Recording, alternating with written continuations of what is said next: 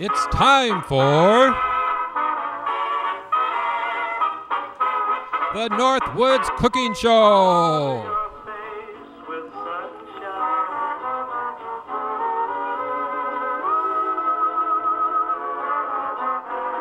Starring Uncle Roy and Miss Callie, the troublemaking dog.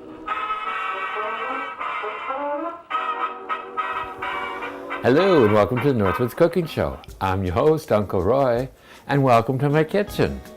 Today we're going to be making some special treats, and we're going to be first starting off with a white chocolate layer cake, but I got this recipe from Entenmann's baking cookbook. Ooh. Now, do you remember Entenmann's at all?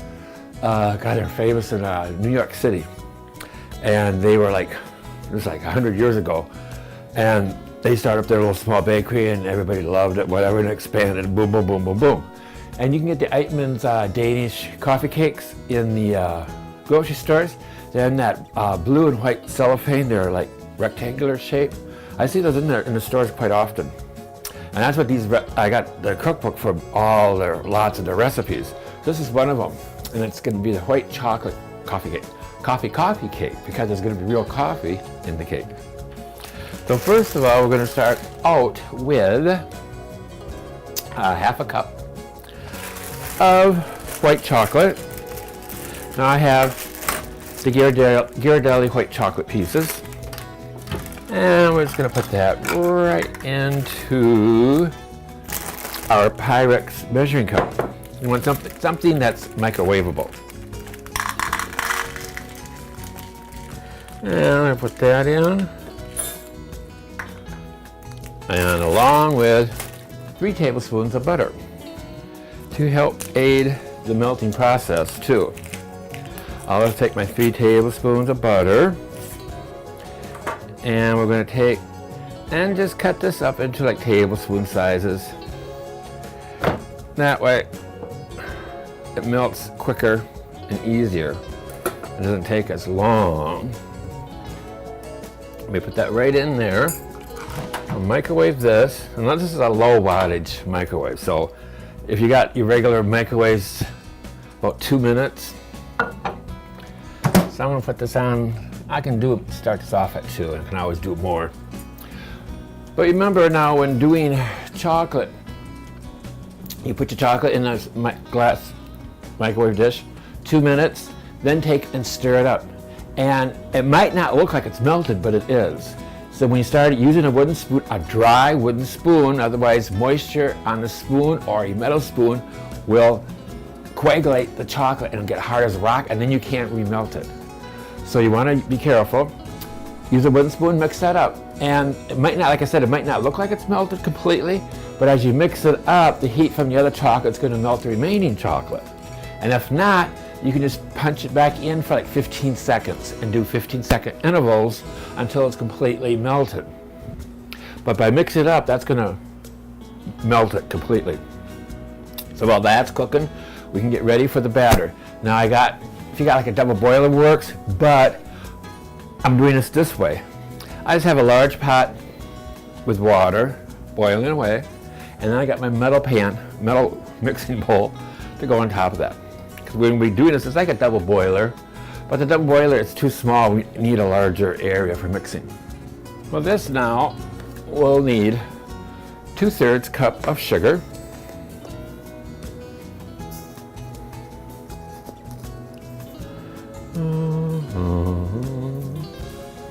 along with 4 eggs. I'm going to take and put my eggs in a bowl first. We want these eggs slightly beaten before we add them. Otherwise, it just takes longer to mix up the recipe. So we have 4 eggs here, and we'll just take and slightly beat these up. I'm going to break up the yolks. And it will get, mixed up anyway. That's how I always thought, why do you have to take them, mix them up first and then put them in? It just helps making the process much easier and nicer so that everything gets incorporated evenly. And then we need a teaspoon of vanilla. Ooh, can't see with the fog. And we need 2 tablespoons of strong coffee. Now, if you have any coffee, you know, left over in your pot, whatever, you can use that, whatever. You want to have strong coffee because you want the flavor to come through. I don't know how you make your coffee. I make mine more on the kind of like medium to weaker side. So I'm going to do this separately. I got a 1/4 cup of water and a heaping tablespoon of instant coffee. That's going to be strong. I use a whole tablespoon for a whole cup. And I'm using instant because quick and easy. And so then I'll need 2 tablespoons of the coffee.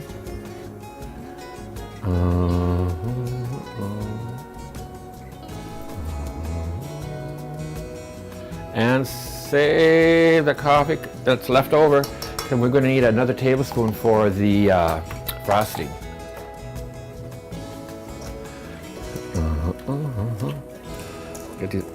Get this mixing here before it coagulates, starts cooking. And I'll get my mixer here.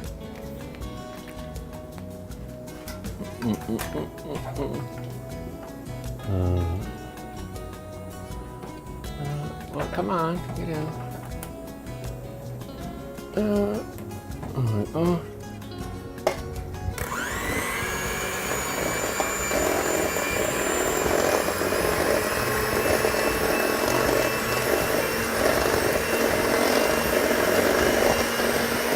And then we're going to mix this up until it's pale and thick.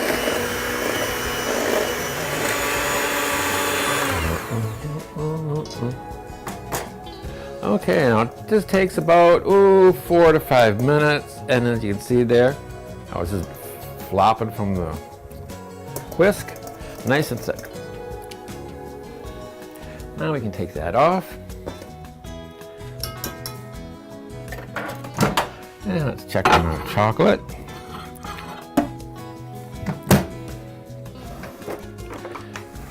So you want to make sure your spoon's dry and use a wooden one. And you can see that looked like it was still in chocolate pieces. But as you mix this up now, it's all blending together. And like I said,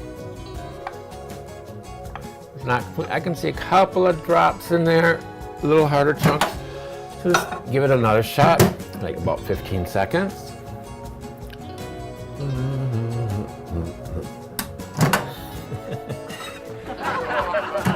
And that gives it a little boost. And it's so easy to scorch chocolate, and people that scorch it overcook it, and that's why it burns on you. But just do it in 15-second intervals until that chocolate's nice and melted. Now we need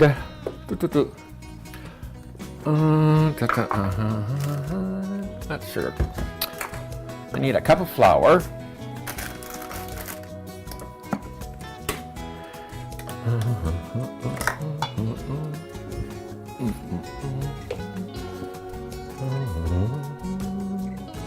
And just level it off.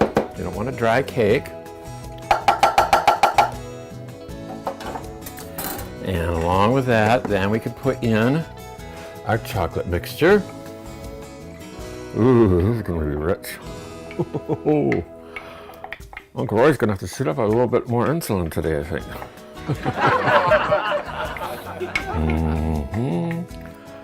Oh, that looks good. Ooh, yummy. And then we'll just fold these together. We don't want to use the mixer on it because we don't want to activate that gluten. We just want to mix this up by hand. And so it's only going to take a few strokes. You don't want to take and make it smooth, and activate that gluten. Now, we'll just take a little bit of butter and flour and grease our pans. And if you have the pan spray with flour in it, that's really good. Then you don't have to do this part. But this is the old-fashioned way of making these. I remember buttering and flouring pans for Mom a lot when we were kids. She'd be mixing away and she'd, "No, you get my pans ready."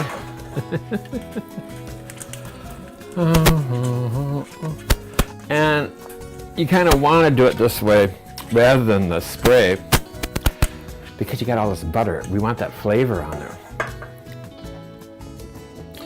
And then you just take and pour in a little bit of flour.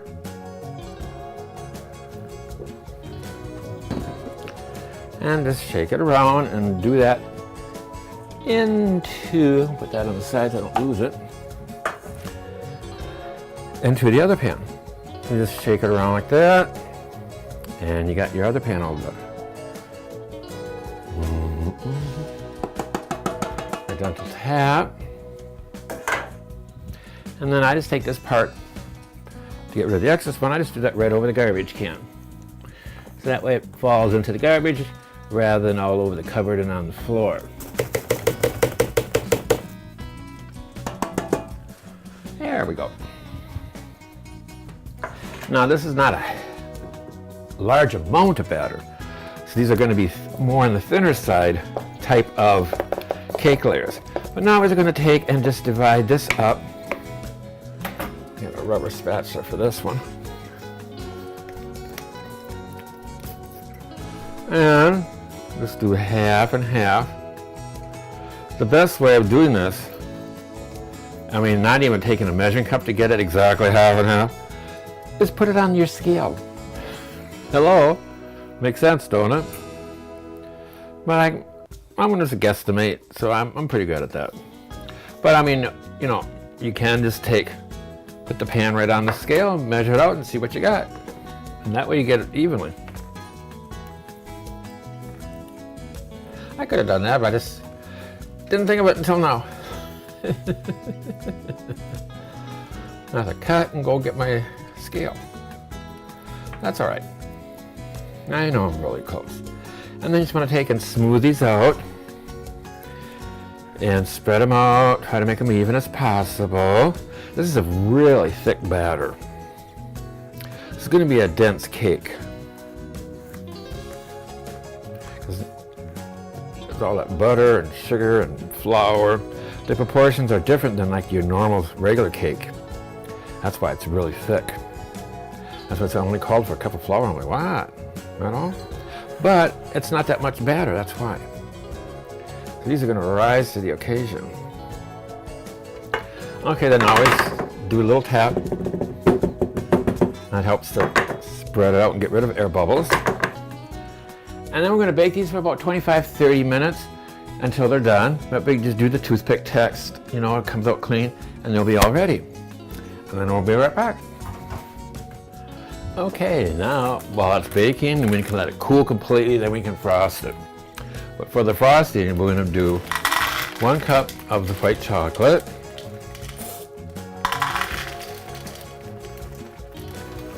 And that's usually like about 2 cups of chips in every bag. We need 6 tablespoons of butter. Gotta be careful. Want to make sure everything is dry. There's 1. Or it's going to coagulate. And 6 tablespoons of butter, 1 cup of chocolate. And again, we'll put this in for like 2 minutes. So remember, mine was a little, just like I said, this is a low wattage, so I'm going to go for like about 215. And it's because, like I said, you don't want to overcook it in the microwave because that'll scorch it and burn it, and you can't save it. Once it's past that point, it's gone. And this is melting fine. That's why I said you got to take and mix it by hand then to get the rest of the heat to evenly melt the rest of the chips because they don't look like they're melted. But like I said, by mixing it, the heat's going to take and melt the rest. And like I said, also because when you don't think they're melted, but they are, putting in, that's where people scorch it because they don't think it looks like they're melted, so they do more timing, and then that takes and burns it. This one worked out just fine.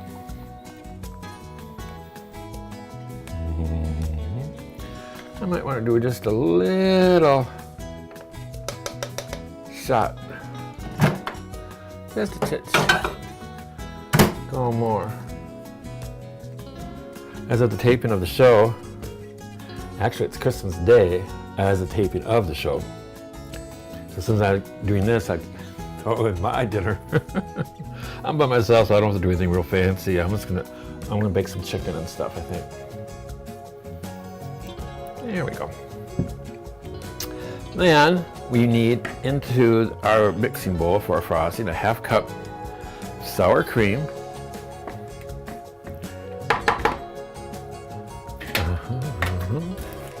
And 1 cup of powdered sugar.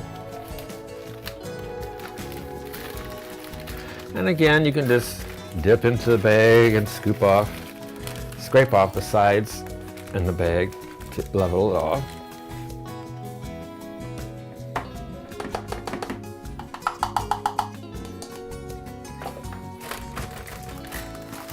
That's why I always use a little tip of saving your twisties. That's what they come in handy if you buy your powdered sugar and brown sugar in bulk. And then we need also a tablespoon of that strong coffee.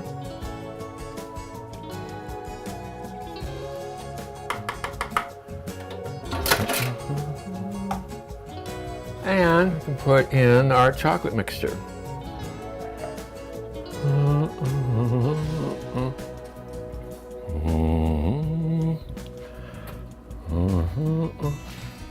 And we can just mix this up by hand. Now this is going to be a thinner type of frosting.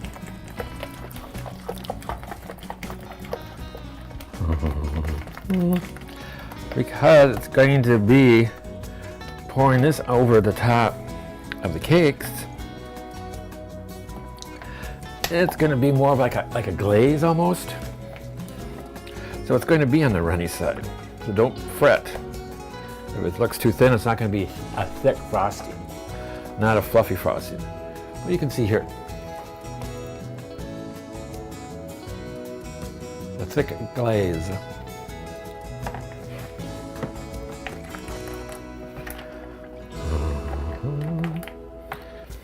And I think I'm gonna,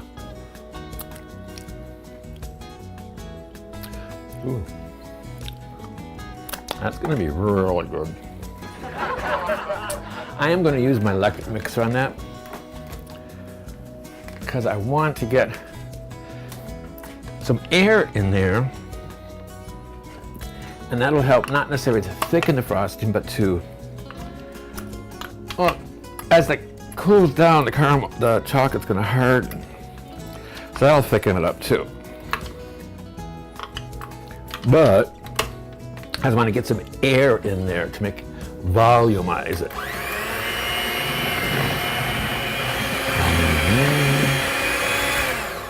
There we go.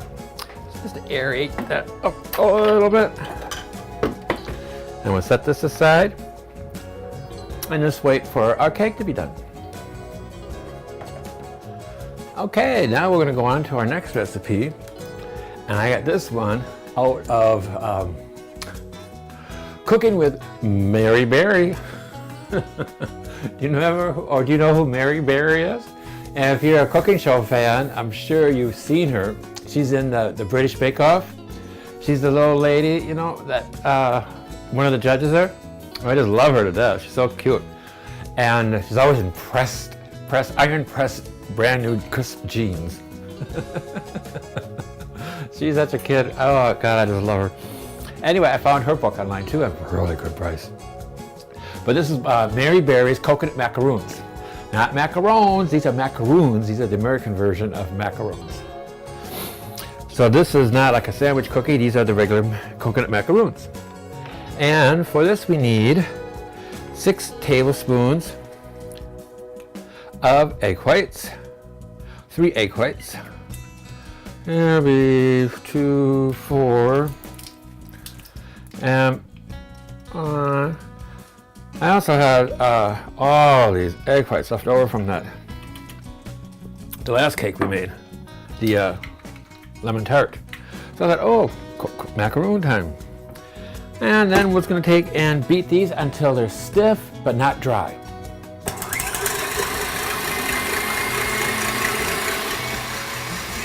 There we go. Those are stiff.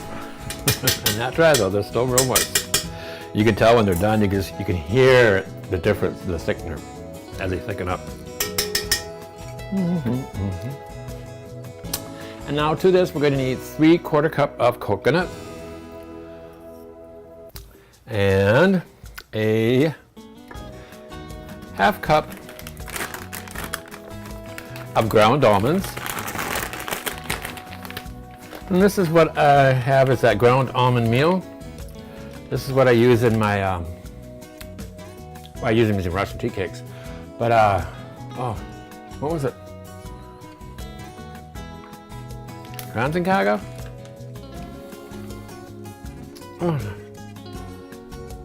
Oh, I forget which recipe I had this in.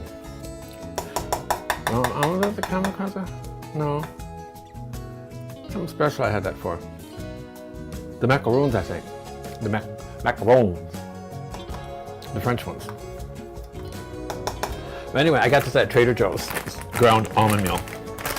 And so it's like, what you need is a 1/2 cup of ground almonds. You can just put them in the food processor if you want to. And that's what these are. It's just pure almonds that are pre-ground for you. And there it is. A few drops of almond extract. And 1.5 cups of powdered sugar. Did I put that back? Yeah, I did. Huh. Forget where I put everything. Too many things going on at once. Oh, we're gonna have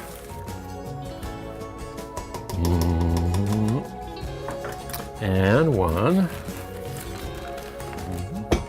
And we can just mix this up thoroughly.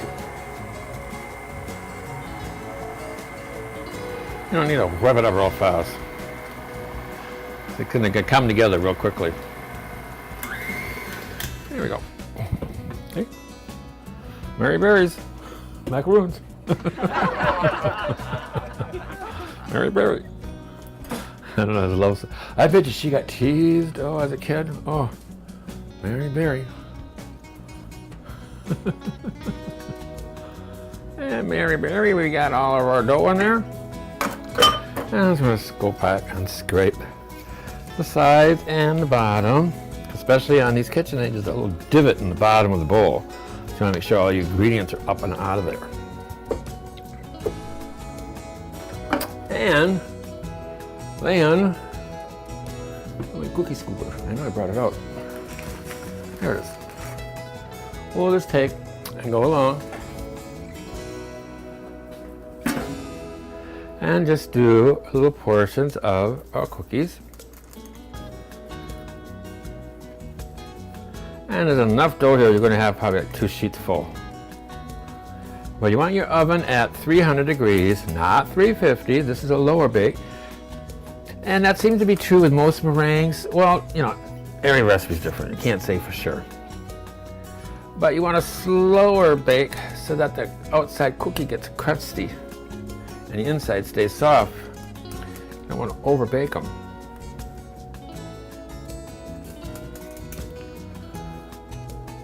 Oh, Mary Berry, this seems to be going along just fine. So far, so good. And let's go put these on. And as we go through these before we bake them, we're going to take and put a little slice of almond on the top of each one.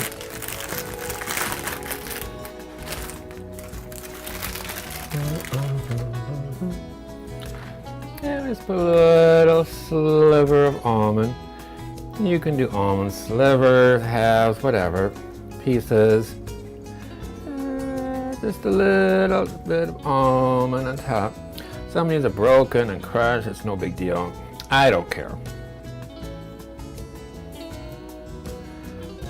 But the point is just it's a little garnish on top of your cookie. So we have a little pretty presentation.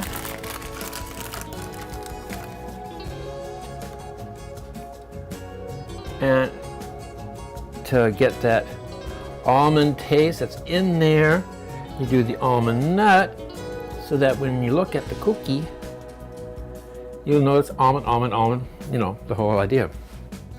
And then these will be put in the oven, like I said, 300 degrees for 25 minutes until they're crisp on the outside and soft on the inside.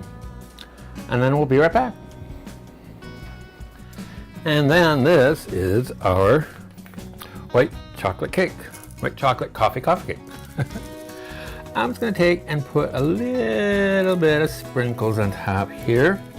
And this is just red velvet cake sprinkles. Just to give it a little decoration. Now, like I said, it's a very thin cake. It's not frosting thick. It's just a real thin coffee cake, real thin. So this is a great little cake to have for your coffee and having guests over. Let's take a little piece out.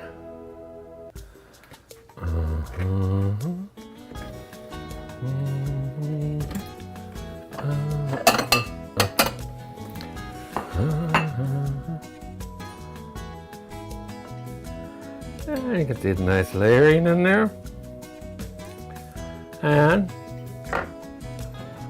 this is Entenmann's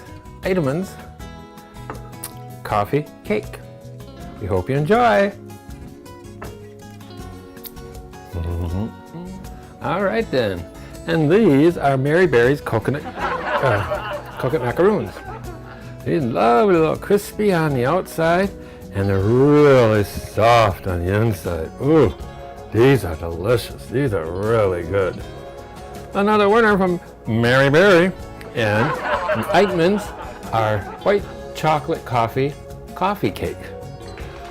So from the Northwoods Cooking Show, I want to say be healthy, be safe, spread the sunshine, and see you again soon. Bye-bye.